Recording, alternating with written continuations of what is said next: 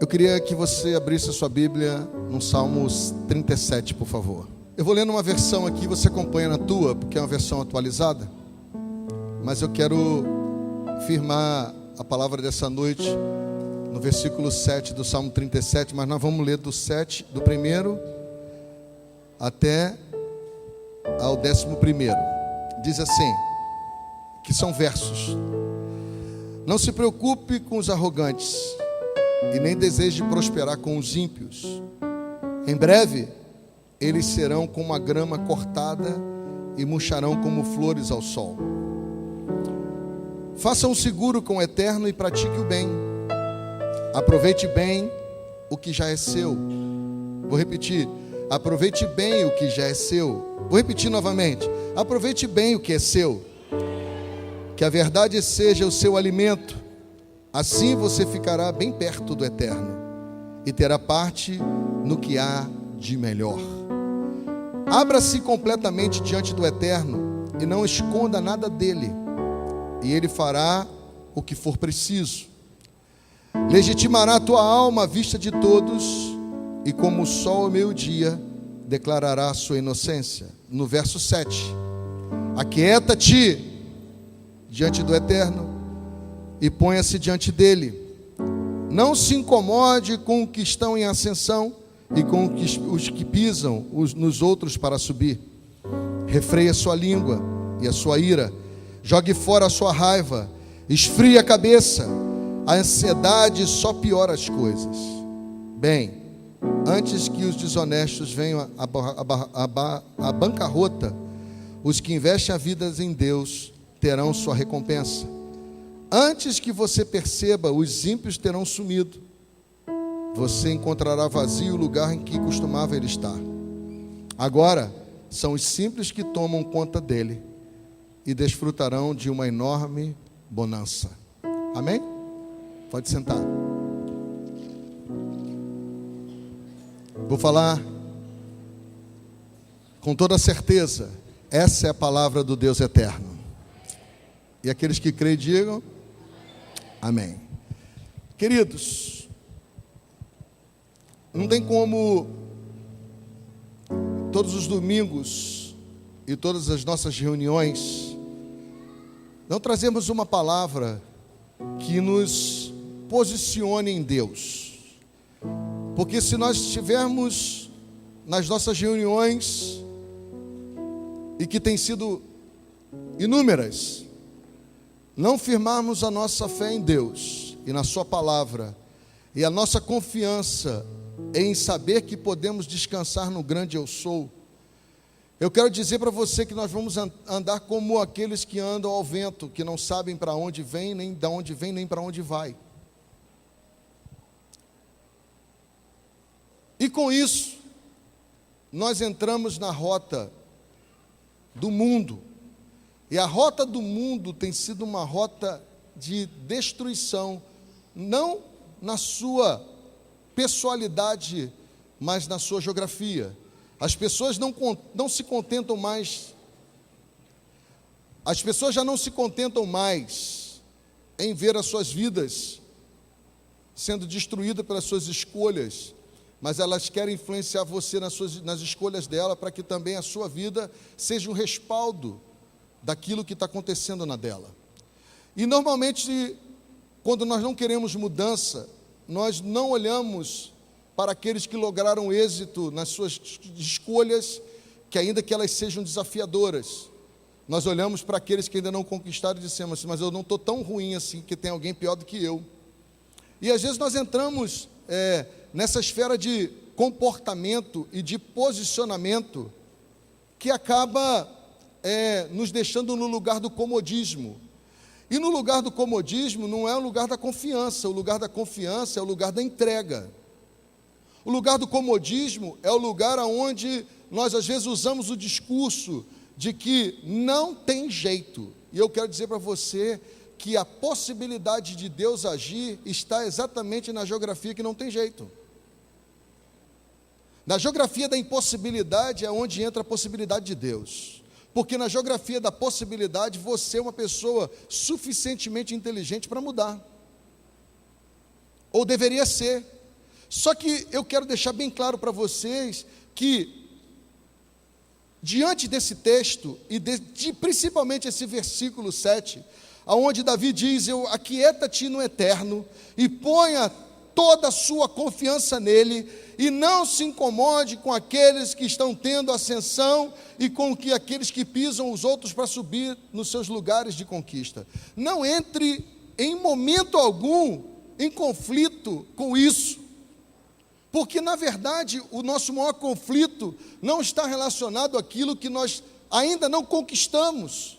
Porque eu quero dizer para você que na estrada do sucesso, os stand-bys são de crises, são de perdas, são de dificuldades. As paradas que nós temos que viver na nossa trajetória de sucesso, elas são, às vezes, de perdas, de crises, de dificuldades. O problema é que nós esquecemos que essa parada, que às vezes não é fruto da nosso próprio desejo, são as situações que acontecem, ou talvez são decisões erradas que tomamos, e que nós paramos nesses lugares, e nós olhamos para esses lugares, e esquecemos tudo aquilo que nós já vivemos, e tudo aquilo que ainda temos por viver, e olhamos para esse lugar como se ele fosse um fim em si mesmo, e às vezes nós estamos olhando com tanta ênfase, que nós não acreditamos que haja mudança. Mas aí Davi diz: confia no Senhor e entrega a Ele. Diga: confia e entrega. Diga: confiar, entregar, é esperar com paciência. Confiar e entregar é esperar com paciência. E aí, quando nós entendemos isso, e começamos a entrar na dimensão do que isso representa para nós, nós temos que admitir, e aí eu quero que você admita as suas limitações humanas. E só não admitimos as nossas limitações humanas quando nós estamos tomados de nós mesmos, cheios de orgulho. Aonde nós não temos coragem de dizer: fracassamos aqui, qual o problema? Tivemos dificuldades aqui, qual o problema? Errei aqui, qual o problema? Ele não vai ser o primeiro nem o último dos seus erros, não vai ser o primeiro nem o último dos seus fracassos. Diga amém aí. Ninguém diz amém, vocês estão ligados, né? Mas eu quero dizer para você que é nesse lugar que nós aprendemos. O apóstolo René postou uma coisa que eu achei interessante. Ele disse que não existe um deserto que não tenha oásis. Não existe um deserto no mundo que não tenha oásis. E o nosso desafio no deserto não é ficar à busca de um oásis, é sobreviver o tempo da seca. Porque o oásis é Deus que promove, e o tempo da seca é você que se move. Diga: se eu preciso admitir as minhas limitações humanas. Diga: eu sou um ser com limitações. Se você não entender isso, ô Leandro, tudo bem com você? Shalom, seja bem-vindo. Se você não entender isso, você fica mais parecido com o diabo do que com Deus, porque você quer ser Deus. E todas as vezes que você quer ser Deus nas circunstâncias da sua vida, você fica mais parecido com o diabo do que com Deus. Está lá em Gênesis 3:5. Pode olhar na tua Bíblia. Só que admitir esses erros diante de uma mídia fraudada, porque você tem uma imagem no Facebook que não é você. Inclusive as suas frases não são suas.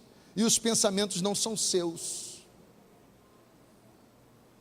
Os discursos não são seus, e os amigos também não são seus.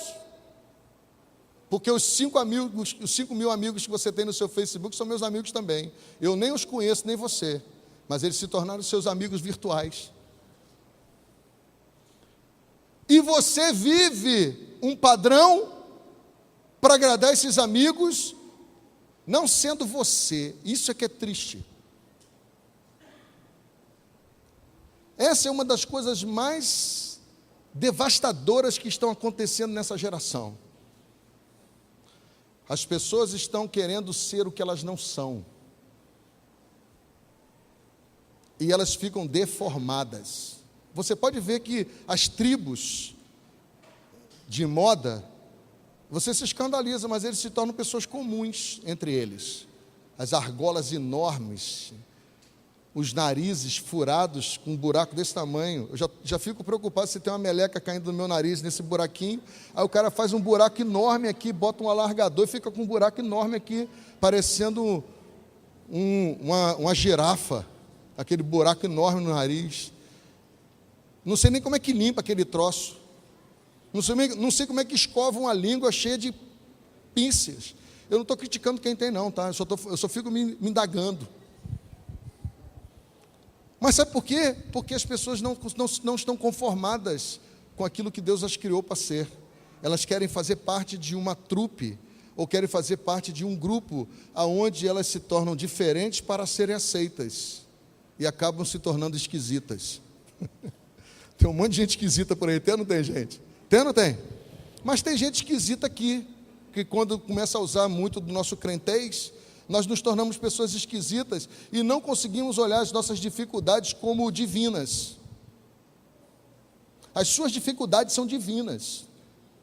Porque se você é um ser que adora a Deus, que foi gerado para o louvor de Deus, se Deus tem um projeto na sua vida, e a palavra de Deus diz lá em Efésios, que aquele que começou a boa obra, ele é poderoso, em Filipenses capítulo 1, 16, 12. Se você entender isso, você vai ficar em paz com você mesmo, porque se Deus começou algo em você, Ele vai terminar. O impeditivo é você mesmo. E qual é o impeditivo em relação a você mesmo, que faz com que você seja alguém esquisito, ou seja alguém que não reconhece as suas limitações e não é suficientemente humilde para reconhecer isso e pedir ajuda?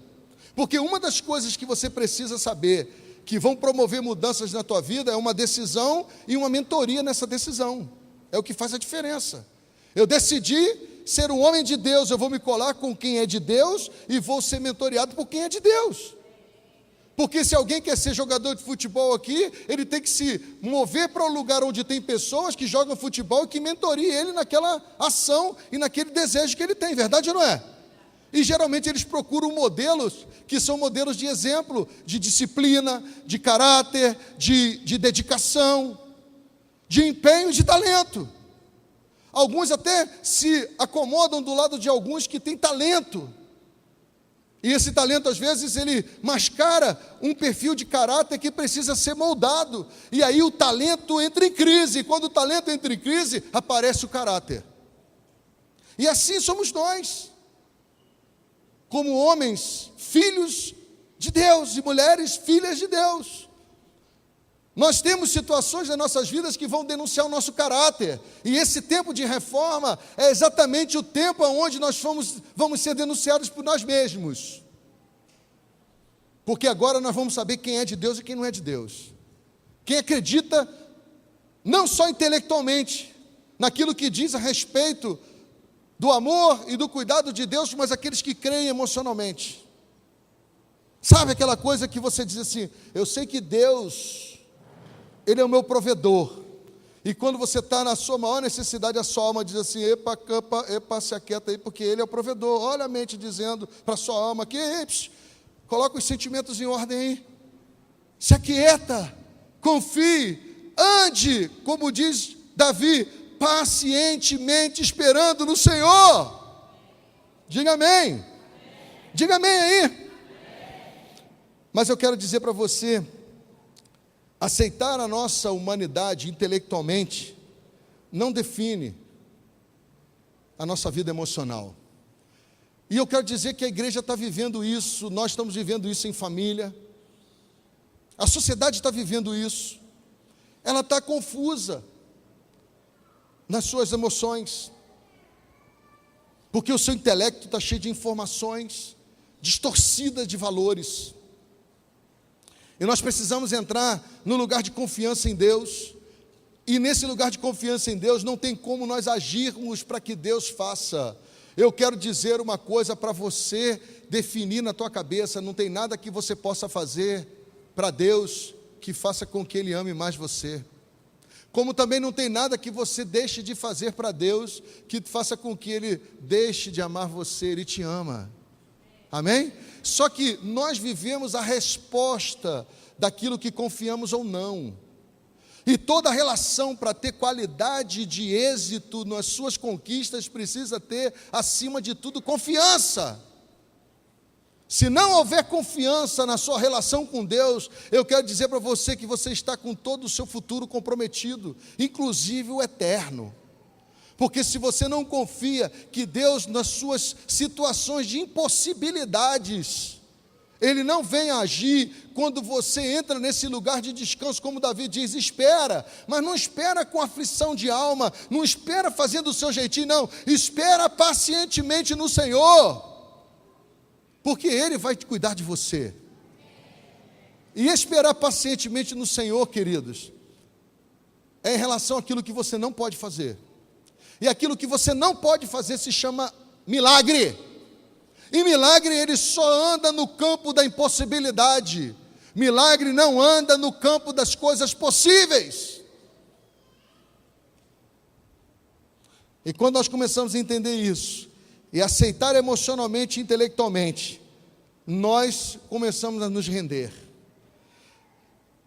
Se render a Deus não é suprimir personalidade. Se render a Deus é dizer para o Senhor: sim, Senhor. Se render a Deus não é se render na sua personalidade, mas se render a Deus é dizer: sim, Senhor.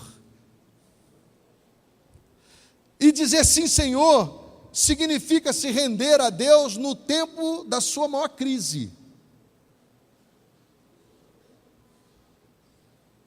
Porque você chegar aqui e dizer: eu vim aqui celebrar porque Deus me deu uma esposa maravilhosa, eu vim aqui celebrar porque Deus me deu um esposo mais lindo do mundo, eu vim aqui celebrar porque eu tenho filhos abençoados, eu vim aqui celebrar porque eu moro numa casa que é linda, maravilhosa, tem cheiro de perfume de Cristo, tem paz dentro dela, tem alegria. Isso tudo aí é desejo de todo mundo, e todo mundo tem facilidade de adorar a Deus nesse momento. Eu quero ver você adorar a Deus no seu tempo de guerra. Dizer que Ele é bom na sua maior crise. Dizer que você confia nele quando você não vê possibilidade nenhuma. Mas nenhuma. E você dizer: exaltado seja o Senhor, grande é Ele, digno de ser adorado. Render-lhe graças, Senhor, porque Tu és bom. Uau! E a sua misericórdia dura para sempre, e ela se renova todas as manhãs. E eu quero, Senhor, em todo o tempo trazer à minha memória que Tu és bom. Eu quero ver você dizer isso no tempo de guerra. Aonde você tem que se render a Deus, porque afinal de contas Ele é bom, mas Ele é Senhor. Diga: Ele é Senhor. Ele é Senhor. Diga: Ele é Senhor. E aí eu quero continuar dizendo para você o seguinte: se Ele é Senhor, qual é a dificuldade de você se render a Ele? Sabe qual é? É porque você conhece Ele como Senhor no seu intelecto. Mas as suas emoções não dão essa resposta, porque o seu coração não está cheio daquilo que faz com que você confie no grande eu sou. Moisés foi diante de Deus e disse: Deus, como é que eu vou dizer para eles quem é que me enviou? E Deus disse para ele: diz para eles que quem te enviou foi eu sou, o que sou. Uma grande explicação, vou lá dizer: olha, quem me enviou foi o eu sou, o grande que sou. Aí ele voltou, não adiantou nada para Faraó. Faraó botou perseguidores atrás dele. Porque você dizer para as pessoas que não creem no seu Deus, que Ele é o seu grande eu sou, não está dizendo nada para elas, não. Até vão rir de você. Mas sabe quando que o seu intelecto concebe e o seu emocional responde? é quando você sabe que Ele é o seu eu sou, e você está diante do mar e diz: Senhor, e agora? Tem um exército daquele que eu disse para ele que o Senhor é o grande eu sou, me perseguindo. E tem um povo comigo que é o teu povo, o que eu faço? E o grande eu sou disse assim: eu vou fazer agora um milagre na tua vida. Diz para o povo para marchar para cima do mar. Gente, concebe isso na sua mente humana? Dá? Dá para acreditar nisso? A gente esperaria o quê? Deus mandando miríades e miríades de anjos, destruindo o exército de Faraó, e todos eles morrendo a espadas espirituais, debaixo de fogo, de saraivas, de torpedos, de meteoros. E Deus disse: fale para o povo marchar. E marchar por umas circunstâncias de impossibilidade. Que Deus insensato. Edgar, mandar um povo inteiro com uma liderança marchar para o lugar da impossibilidade. Diga para a pessoa que está do teu lado assim: quando Deus te mandar marchar para o lugar da impossibilidade, e as pessoas criticarem você, é porque Ele quer que todos vejam, através de você, o impossível acontecer. Você pode aplaudir o Senhor?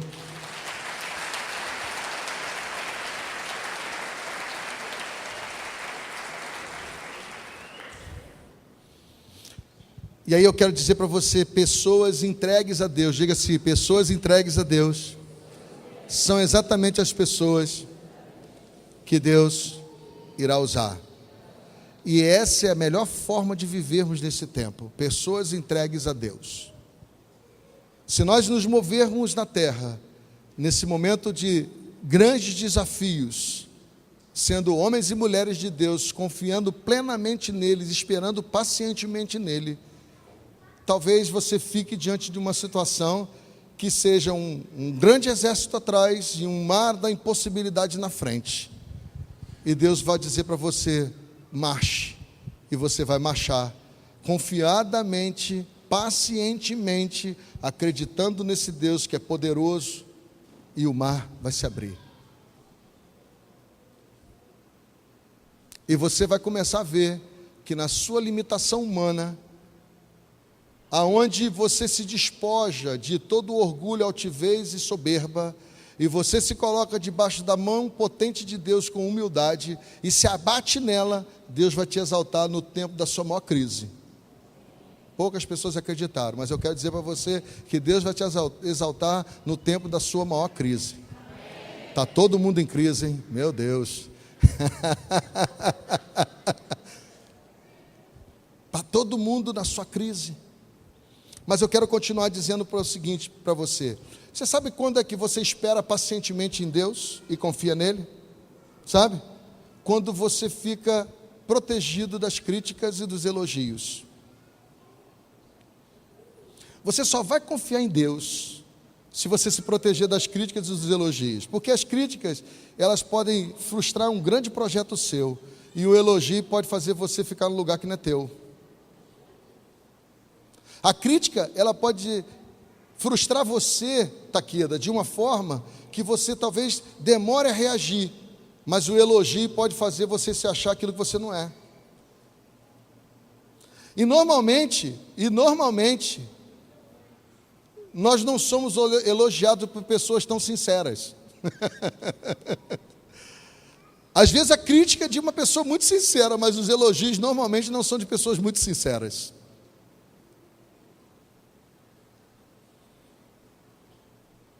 E quando nós entramos debaixo desse entendimento e começamos a permitir que Deus nos molde em confiança, diga moldar em confiança, moldar em fé, diga moldar em fé, moldar, diga assim, moldar uma emoção, diga uma emoção tratada.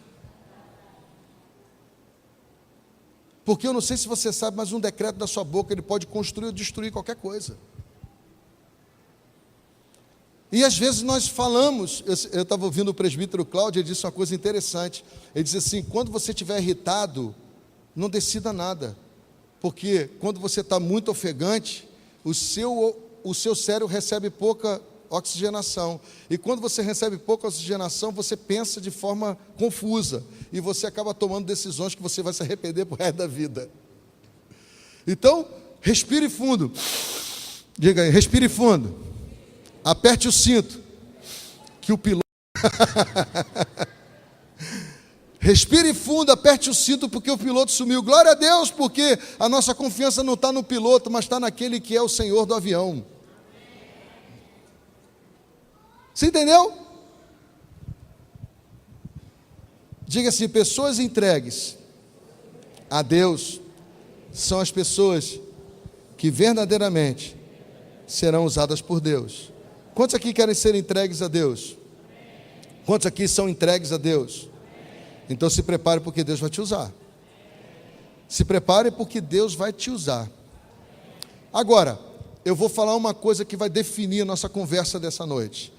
Quanto mais nos deixamos ser guiados por Deus, que Deus assume o controle sobre nós, mais nos tornamos autênticos.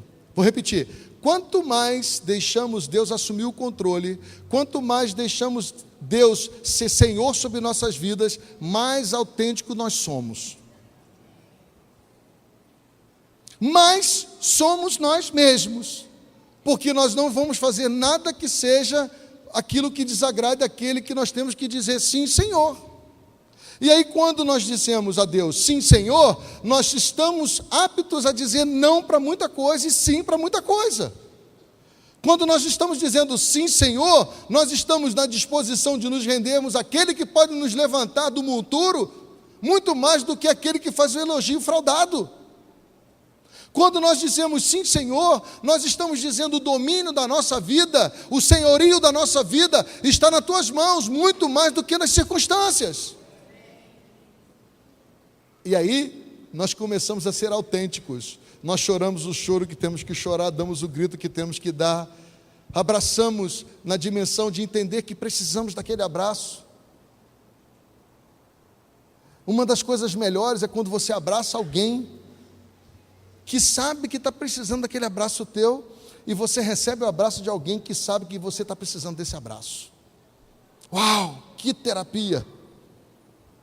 Um dia desse eu ouvi dizer que se você está com o coração em pedaços, arranje alguém que seja compassivo e amoroso e te respeite e mande te dar um abraço, porque um abraço de um compassivo e de um abraço de alguém que te ama verdadeiramente une pedaços de coração partidos. Aquele abraço terapêutico, aquele abraço sincero, aquela pessoa que você está dizendo para você no simples abraço: se você pode confiar em mim. Pode se sentir seguro aqui. E o salmista, vamos voltar lá para o versículo 7. O verso 7, para quem sabe que salmos são poemas, é a parte poética da Bíblia. Então no verso 7 diz assim: aquieta-se diante do Eterno, ponha tudo diante dele, e não se incomode com os que estão em ascensão, com aqueles que pisam nos outros para fazer o seu degrau de subida. Refreie sua ira, jogue fora a sua raiva, esfrie a sua cabeça. A ansiedade só piora todas as coisas. Bem, antes que o desonesto venha a bancarrota, e os que investem a vida em Deus terão sua recompensa. Diga amém. Antes que você perceba que os ímpios sumiram, você encontrará lugar, os vazios, em que se acostumavam estar. Agora são os simples que vão tomar este lugar e vão tomar conta dele, desfrutando daquilo que Deus deu com bonança. Amém? Diga assim: a melhor forma de viver no meu tempo de crise é confiando em Deus. Diga, é confiando em Deus. Diga assim, confiar em Deus não é a melhor maneira de viver. Diga, confiar em Deus é a única maneira de viver. Pode aplaudir o Senhor?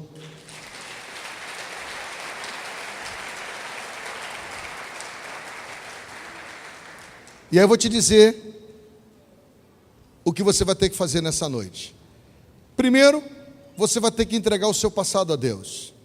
Como é que a gente entrega passado a Deus, apóstolo? Se arrependendo do que fez, não tem jeito de voltar mais.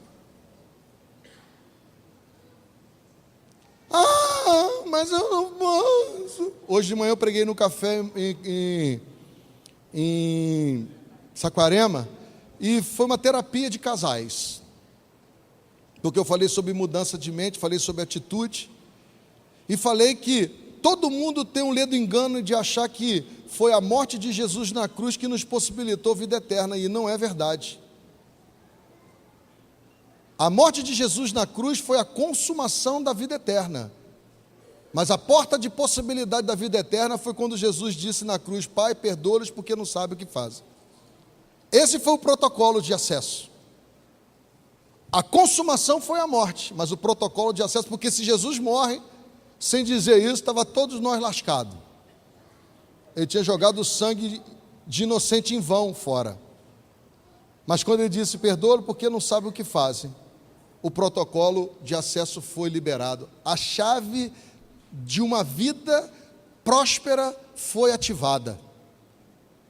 E nós entramos por uma porta de possibilidade de vida presente, abundante e de vida eterna. Diga glória a Deus por isso. Então diga assim, eu preciso entregar o meu passado ao arrependimento. E os problemas do meu presente, eu tenho que tratá-los sem nenhum estresse, porque a minha possibilidade de vida está no futuro. Porque eu decidi, falar igual o apóstolo René, eu decidi fazer do futuro a minha morada. Mas para que você decida fazer do seu futuro a sua morada, você precisa saber como tratar o seu passado. Se você souber como tratar o seu passado, dentro da perspectiva daqueles que esperam pacientemente no Senhor, porque eu gosto muito do que está escrito lá em Romanos capítulo 12, quando o apóstolo Paulo diz uma coisa muito interessante. Ele diz assim, se o teu inimigo tiver fome, dá de comer. Se tiver sede, dá de beber. Pague o seu mal com o bem, e eu farei com que brasas de fogo se amontoem sobre a cabeça dele. Quando nós entramos nessa dimensão, nós entendemos que esse passado pertence a Deus. Porque você não pode mover uma palha em relação a mudar aquilo que aconteceu, mas Deus pode mover todo o seu coração a ver o seu passado como uma grande história contada, que pode ter sido de muitas dores, mas por você estar vivo hoje, é porque Ele quer que o seu passado se torne um motivo de louvor a Ele. Você não precisa esconder o seu passado, não. Você pode testemunhar o seu passado e dizer, eu passei por tudo isso, sobrevivi, porque Deus é bom. Agora, lidar com esse passado não resolvido faz do seu presente um estresse, porque você fica se protegendo o tempo todo para não viver as mesmas agruras do passado, as mesmas decepções do passado, as mesmas frustrações do passado, as mesmas perdas do passado. Só que toda a sua habilidade não vai fazer com que você retenha aquilo que você precisa perdoar para começar de novo.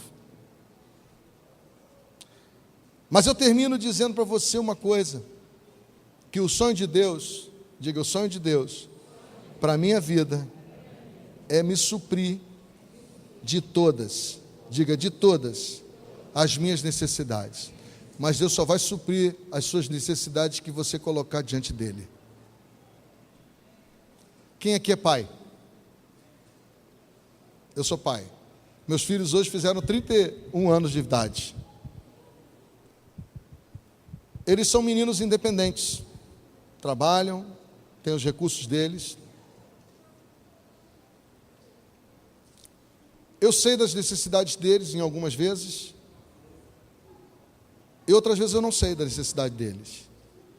As necessidades que eu sei que eles têm, e eles não me reivindicam nenhum tipo de suporte, eu fico deixando com que eles tenham, porque eles têm habilidade suficiente para poder resolver as questões. Mas, se houver alguma impossibilidade deles resolverem, e se eles abrirem a boca, eu vou apressadamente ajudá-los, e fazendo o que eu puder fazer para ajudá-los. Aí a Bíblia diz assim: se eu, sendo um pai mau, eu sei dar boas dádivas aos meus filhos, imagina nosso Pai Celestial. O problema é que a gente não pede. Sabe por que a gente não pede? Porque a gente não tem coragem de dizer: perdi, errei, vacilei, dancei. E aí nós nos fechamos na nossa autossuficiência, armazenamos um residual doentio e começamos a dar respostas adoecidas para as circunstâncias já resolvidas. Passamos a dar respostas adoecidas para situações que fazem parte de uma história que passou. E começamos a projetar para o nosso futuro aquilo que desconfortavelmente nos atrapalhou no passado. Mas eu quero dizer para você uma coisa, que o erro, ele tem uma coisa boa para a gente aprender. Quem sabe? O que o erro nos ensina? Poxa, Carol foi lá, respondeu na lata. O erro nos ensina a não errar de novo. Então, nem todo erro é ruim. O ruim é você não saber lidar com o seu erro e errar de novo. Mas se você souber lidar com o seu erro, o erro te traz um excelente aprendizado. Qual é? Qual é? Não errar de novo. Pronto. E aí eu queria fazer uma pergunta para você. Nesse momento de adoração a Deus, é um momento de rendição, é um momento de entrega, é um momento de confiança. Se você entender que esse momento de entrega e de confiança seu não está sendo possível, falar como o salmista falou: eu não vou me preocupar com nada que seja arrogante, e nem vou desejar prosperar como eles estão prosperando, porque em breve eles serão secos como a grama cortada e murcharão como as flores no sol. Eu faço sim um seguro com o Eterno e pratico o bem, aproveitando bem o que já é meu. Diga: eu preciso aproveitar bem. Diga: eu preciso aproveitar bem. Diga: eu preciso aproveitar bem. Diga: eu preciso aproveitar bem o que já é seu. Uau! Que coisa, que constatação maravilhosa que o salmista faz. Ele diz assim: eu preciso saber aproveitar bem o que já é meu. Aleluia!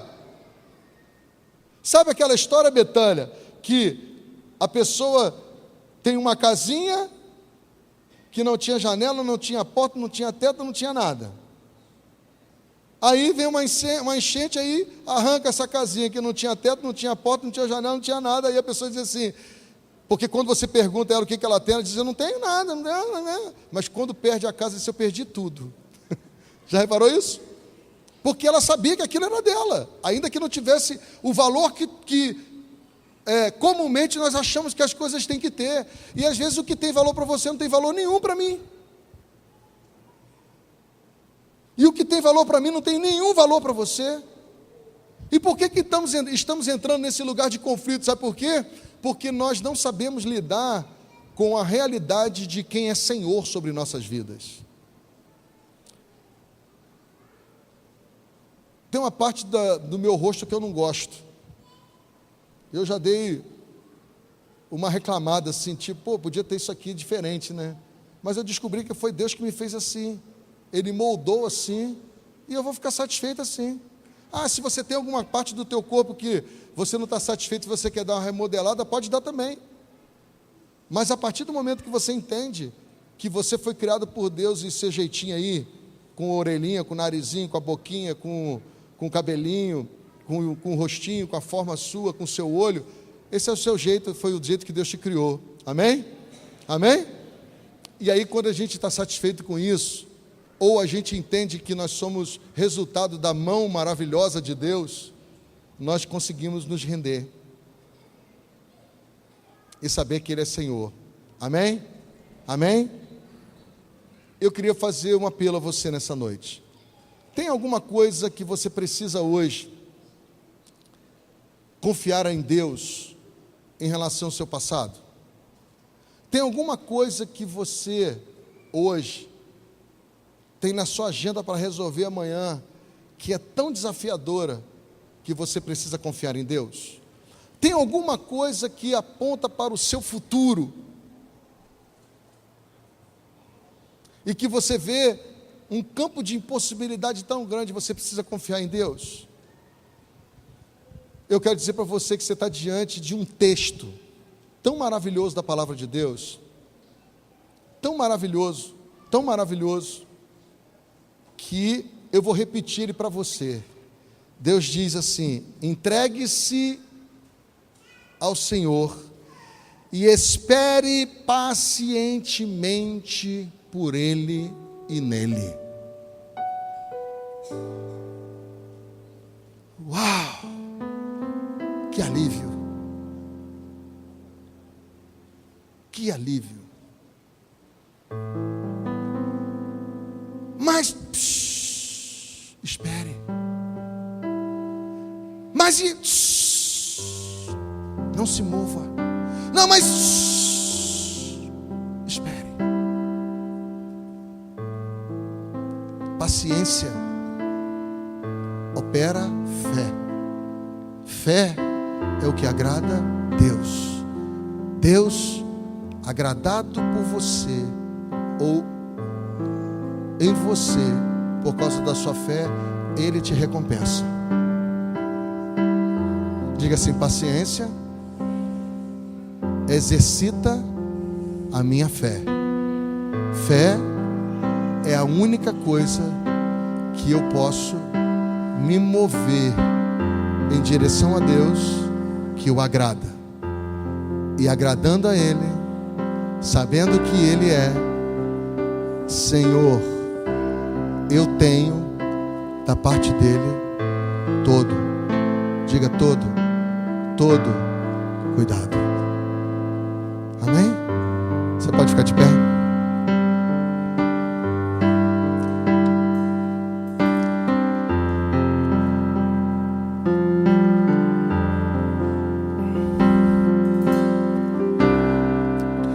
Mas deixa eu te dizer uma coisa. Você sabe qual é a dificuldade das pessoas, Adalcina? Deixar o controle em Deus? Ansiedade. A ansiedade nada mais é do que sua expectativa do futuro. O futuro não te pertence. Eu falei outro dia aqui no domingo que amanhã não existe. A gente vai combinar se Deus quiser. A gente se encontra lá se Deus quiser. Se a gente não se... Eu falei para Raquel: se amanhã eu não chegar em casa, faz uma festa. Porque se eu fui de alguma forma ceifado, saindo dessa vida terrena e passageira para a vida eterna, eu estou com Deus. Celebra, faz festa. Hã? Ah, não, você chora e faz direito, mas eu quero uma festa. Eu já falei para ela e falo para todos vocês. Eu lido com isso com muita tranquilidade. Eu falo para todos vocês, eu dei essa ideia a Arlete na época, e eu dou a ideia a todo mundo. Para mim, caixão de gente morta tinha que ser lacrado. Lacrado. Sabe qual é a minha ideia? Eu fiz isso uma vez, a Arlete que me permitiu fazer. O marido dela morreu, o cara super animado, participante de todas as festas, sorridente, alegre, participativo. Olhei aquele corpo inerte, totalmente desfigurado, inchado, que ficou de tratamento de saúde, aquele caixão aberto. Eu falei: Arlete, eu vou te dar um conselho. Já estou falando, eu falo para Raquel isso direto: eu quero festa, eu quero celebração na minha morte, porque a Bíblia diz que Deus tem prazer na morte dos seus santos, então eu quero festa. Aí eu falei para ela assim: Arlete, não deixe o caixão do seu marido aberto. Quer uma ideia? Eu vou te dar uma ideia. Fecha o caixão do seu marido, bota a bandeira do time dele, ou bandeira de Araruama, ou bandeira do Brasil em cima. Botou que bandeira foi? De Araruama, não foi? A bandeira do Brasil. Botamos a bandeira em cima do caixão. Fizemos um porta-retrato, tipo um aparador. Enchemos de foto dele nas festas. Botei no telão as festas, ele no churrasco, fazendo churrasco pra gente, rindo, tomando banho de cachoeira, com os netos. Tudo. Todo mundo saiu lá do enterro de Isaac feliz da vida. Eu falei, ninguém morreu não. Gente, mas Isaac não morreu, Isaac foi promovido. Quem acredita aqui em eternidade? Você só vai vivê-la na íntegra quando você passar daqui para melhor. Por enquanto você está no processo da eternidade aqui, mas quando você não estiver mais aqui, se não for para a sua morte ou pela volta do Messias, eu quero dizer para você, você começou a viver a eternidade. E aí eu quero dizer para você uma coisa. A melhor coisa para que nós possamos olhar para esse futuro com essa esperança é sabermos lidar com aquele que é Senhor do presente, do passado e do futuro, porque o nosso Senhor é Senhor ontem, hoje e será eternamente. Amém? Então, se você estiver em Deus, fique firme, porque você está bem pra caramba. Não se prenda com as críticas e nem se iluda com os elogios. Se renda a Ele. Deixa Ele ser Senhor sobre você. Amém? Amém? Feche seus olhos. Pai, eu quero te agradecer por essa igreja que se moveu para esse lugar nessa noite. A igreja de filhos e filhas, de famílias que reconhecem que só o Senhor é Deus. Que ainda que as circunstâncias estejam contrárias, como diz a sua palavra em Abacuque, que a figueira não floresça, que não haja fruto na vide, que os animais do curral não estejam lá, e as ovelhas do pasto tenham sido arrebatadas. Contudo, a confiança desse povo está no Senhor. Mas não é uma confiança intelectualizada, é uma confiança materializada num comportamento emocional daqueles que não se estressam com o tempo presente e não estão ansiosos com o tempo futuro, porque souberam lidar com as crises do passado e com os desafios do presente, reconhecendo que só Tu és Deus. Eu sei, Senhor, que muitos aqui talvez perguntem a si mesmo: por que eu fui gerado nessa família? Por que eu tenho esse pai? Por que eu tenho essa mãe? Por que eu nasci nessa nação? Por que eu sou dessa cor? Por que eu tenho esse cabelo? Por que eu tenho essa face? Por que eu tenho esse tamanho? Por que eu tenho essa forma de ver, de sentir a vida? Por que eu sou assim? E eu quero dizer que ainda quando era massa informe no ventre da nossa mãe, o Senhor nos formou em cada parte e nos fez o que somos hoje. E se somos o que somos hoje, a Ti rendemos louvor e a Ti te damos graças. E eu quero te pedir nessa hora, Espírito Santo, esteja conduzindo cada um dos teus filhos para o lugar do arrependimento, esteja conduzindo cada um dos teus filhos para o lugar da confiança, porque se nos arrependemos do nosso pecado passado e liberamos pessoas, nós declaramos que confiamos no Senhor. E se estamos vivendo esse tempo presente diante de tantos desafios e não nos corrompemos como os demais, é porque nós estamos dizendo confiamos no Senhor. E se a nossa expectativa está em viver eternamente com o Senhor, como aqueles que creem, nós estamos dizendo confiamos no Senhor. E aqueles que confiam no Senhor, como diz a sua palavra, é como o monte Sião, não se abala, mas permanece para sempre. Assim como os muros e os montes estão em volta de Jerusalém protegendo, assim está o Senhor ao redor daqueles que creem e daqueles que se submetem ao Senhor. Eu quero abençoar a vida dos teus filhos nessa noite. Te pedir, Senhor, que essa palavra produza atitudes de mudança, Senhor. Que essa palavra produza, Senhor, comportamentos mais sarados. Essa palavra produza, Senhor, um trabalho, mas confiante no Senhor. Essa palavra produza relacionamento familiar debaixo desse entendimento. Essa palavra produza cidadãos brasileiros de forma diferenciada. Essa palavra produza, Senhor, servos do Senhor, mas comprometidos. Essa palavra produza, Senhor, homens e mulheres santos nessa geração. Essa palavra produza, Senhor, céu na terra, porque nós somos, Senhor, enviados pelo Senhor com uma missão: pregar esse evangelho, ensinando o que temos aprendido, debaixo do entendimento que é muito mais do que a retórica de um discurso, é um comportamento de testemunho. E o Senhor faria com que a sua presença estivesse conosco todos os dias, até a consumação dos séculos. E eu quero te pedir nessa noite, Espírito Santo, completa a obra que o Senhor começou em nossas vidas, e faça com que o teu nome, somente o teu nome, seja exaltado. É na oração, em nome de Yeshua, que eu oro e agradeço. Amém. Amém? Amém? Vamos adorar? Eu quero que você adore ao Senhor nessa noite. E antes de passar para você, eu tenho uma notícia muito boa para você. Nós estamos de jejum e oração. Quem aqui está fechado com a gente no jejum e oração? 90 dias, nós estamos no 42º dia. Esse jejum e oração, nós estamos 21 dias de cada mês, abrindo mão de todo tipo de carne, de guloseimas e refrigerantes, em prol de um avivamento pessoal da igreja, aonde nós vamos nos comprometer cada vez mais de ser um testemunho daquilo que precisamos ser, não como discurso de cristãos, mas como caráter de cristão. E Deus está nos tratando, amém? Quem aqui está em reforma? Eu estou em reforma, está doendo pra caramba. Já quebraram um monte de coisa da minha área, da minha vida. Então, um monte de escombro aqui, um monte de entulho para sair. Eu estou em reforma. Quem aqui está em reforma? Eu estou em reforma. Tá brabo, tá difícil, mas eu vou vencer. A casa vai ficar pronta. Amém? E aí eu quero dizer para você que nós estamos às 6 da manhã, meio-dia e meio, às 18 horas e às 21 horas orando.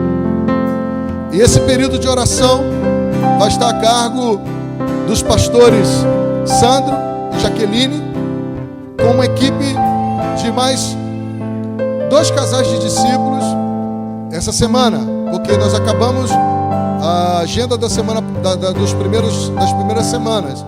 Então eu queria que os jovens estivessem envolvidos com o pastor Sandro, as famílias estivessem envolvidas, porque eu quero fechar esse período de oração de 90 dias nos movendo de uma forma sobrenatural. Vai acontecer milagre na sua vida, vai acontecer milagre na tua casa, amém? E nós estamos fechados. A ação terminou, então me desculpe, mas é pastor Luiz Celso e pastora Sônia, com as equipes que vão estar trabalhando com eles. Daí a relação? Não? Tem aqui. Antes de orar por você também, eu quero dizer para você,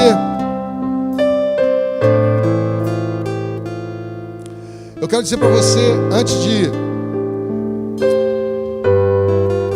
orarmos e você fazer desse momento um momento de entrega da sua oferta, do seu dízimo, quarta-feira, diga quarta-feira. Irmãos, quem aqui gosta da palavra? Quem ama a palavra? Quem ama a palavra? Levanta a mão assim. Eu amo a palavra de Deus. Irmãos, vou dizer uma coisa para vocês. Nós temos o privilégio de ter uma mulher de 71 anos, que ela sai do Rio de Janeiro, às 4 horas da tarde de quarta-feira, para estar aqui às 18h30 para ministrar para a gente. Ela vem dirigindo o carro dela sozinha. Chama-se doutora Edmeia Williams. Se você quer saber quem é ela, vai na internet e você vai descobrir que hoje ela deve estar ou na Inglaterra, ou ela deve estar nos Estados Unidos, ou ela deve estar na Escócia, ou ela deve estar em Israel. Ela está em algum lugar do mundo hoje, mas quarta-feira ela decidiu estar aqui. Olha que coisa linda. Doutora Edmeia tem uma palavra que nos enche, que nos encoraja, nos confronta.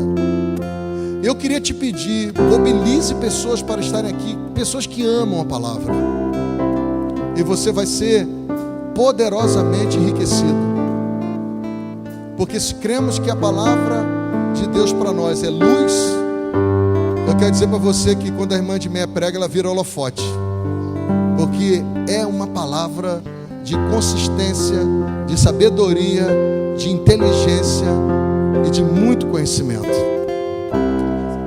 Quarta-feira, toda primeira quarta-feira do mês, ela vem em Araruama. Se você for hoje, eu não estou exagerando não, se você for hoje na internet perguntar aonde está a doutora Edmeia Williams, talvez ela esteja em alguma nação, porque no mês passado ela não pôde estar aqui, porque ela estava numa conferência nos Estados Unidos, em Atlanta, em Chicago e em Boston, porque ela é uma ministradora que ministra na língua estrangeira, o inglês, e ela é chamada para o mundo todo. Procure saber quem é ela. E aí eu quero dizer, nós temos o privilégio de termos um relacionamento com ela, dela vir aqui nos dar essa bênção de conhecimento. Diga glória a Deus por isso. Então venha, envolva pessoas, bote isso na tua agenda, amém? Sexta-feira nós temos o Shabat com o pastor Leandro. Sábado nós temos sempre reuniões com o pastor Sandro e os jovens. Domingo nós temos 2 reuniões. Uma domingo de manhã às 9 horas da manhã no Projeto Neemias, e à noite aqui. E eu queria que você estivesse se mobilizando, amém? No dia 18 e 19 de março, nós vamos ter nossa conferência sobre consolidação. Nós trabalhamos a visão celular no modelo dos 12, que é ganhar, consolidar, discipular e enviar. E nós vamos falar sobre consolidação. E vai ser um tempo muito precioso. Vamos começar sexta-feira, dia 18, às 20 horas. Vamos estar aqui sábado, dia 19, das 9 da manhã ao meio-dia, das 3 às 6, e depois voltaremos às 20 horas para um encerramento com fruto fiel. Vai ser um tempo precioso. E para abril, nós temos Porto Seguro. Quem já foi a Porto Seguro sabe que Porto Seguro é uma chave de avivamento para toda a nação brasileira, porque vem uma palavra profética, e a palavra profética que vai sair de Porto Seguro é uma palavra de reforma. Amém? Então nos procure, porque nós estamos nos agendando nessas atividades que têm sido de grande proveito para a igreja. Fique de pé, dê a pessoa a mão que está do teu lado, dá a mão a ela aí, dá a mão à pessoa que está do teu lado. Diga para a pessoa que está do teu lado: Santa. Diga Santa. Diga Santa. Diga Santa. Diga Santa. Eu quero dizer para você, se nós nos movermos como igreja assim, debaixo desse entendimento, nós vamos começar a ver a nossa geografia sendo mudadas. Se você chegar em casa e disser assim: cheguei na casa da família mais santa da terra. Quando você deitar com a sua mulher, você vai deitar e olhar para ela e falar assim: você é a mulher mais santa que eu conheço. E você vai olhar para o seu marido e vai dizer: você é o homem mais santo que eu conheço. Quando você chegar no quarto dos teus filhos, abrir a porta e abençoar a vida dos teus filhos, você vai dizer assim: eu estou abençoando os filhos mais santos da terra. Quando você sentar à tua mesa e for comer o seu alimento, você vai dizer: eu santifico esse alimento, porque esse alimento vai alimentar um santo. E você vai começar a ver toda a atmosfera da sua vida mudando, amém? Amém? Agora aperte a mão da pessoa que está do teu lado e diga assim para ela: vamos orar?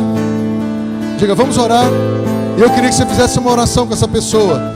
Não precisa nem olhar para ela, mas feche os seus olhos e comece a levantar um clamor, uma oração de gratidão a Deus, numa confiança que você tem num Deus todo-poderoso, num Deus maravilhoso. Comece a liberar céus proféticos, de palavras proféticas que encherão a sua vida, encherão esse lugar, encherão a sua atmosfera, mudarão a sua geografia. Eu creio que nós estamos debaixo de um manto profético, e esse manto profético vai nos levar a viver uma dimensão diferenciada. Nós seremos reconhecidos como homens e mulheres santos do Senhor na terra. Pai, em nome de Jesus, eu quero te bendizer por essa noite, quero te agradecer por essa palavra. Ela é viva, ela é poderosa, ela é eficaz, ela é uma palavra de reforma, ela é uma palavra de restauração, ela é uma palavra de cura, ela é uma palavra de libertação, ela é uma palavra de transformação, ela é uma palavra de restituição. Essa é a palavra do Senhor que está sendo liberada nessa noite, e nós declaramos que confiamos no Senhor e na sua palavra, e andamos debaixo do entendimento que ainda ainda que as circunstâncias não estejam de acordo, ainda que nós estejamos vivendo os desafios de um dia, ainda que nós tenhamos a viver o desafio de situações que não sabemos como solucionar, no tudo nós confiamos no Senhor, entregamos as nossas berras, as nossas lutas, entregamos nossos desafios, os nossos medos, os nossos anseios, as nossas dificuldades nas tuas mãos, e declaramos que tu és o Deus soberano sobre toda a terra. A tua palavra diz: clama a mim e responder-te-ei, e anunciar-te-ei coisas grandes e poderosas que ainda não sabes. E a tua palavra diz: aquele que crê e ouvir a sua palavra vai ver os milagres acontecendo. Se tu creres, tu verás a glória de Deus.